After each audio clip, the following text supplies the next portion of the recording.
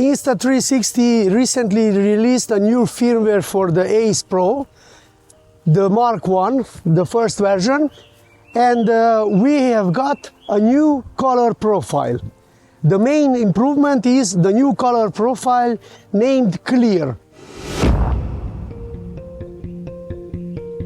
This is the standard color profile. You are looking at the standard color profile on the Insta360 Ace Pro. Now you are looking to the vivid color profile on the Insta360 Ace Pro. Now I switch to the flat color profile on the Insta360 Ace Pro. What do you think? Now this is the Leica Natural profile, which was added last year in the new firmware update.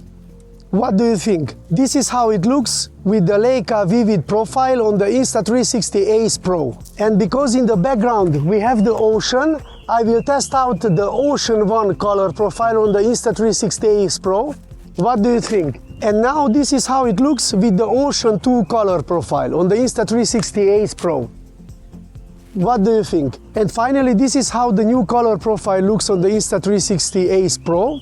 This was added recently in the last week. It is called Clear. Insta360 claims that this profile was developed for vlogs for more pleasing skin tones. What do you think about it?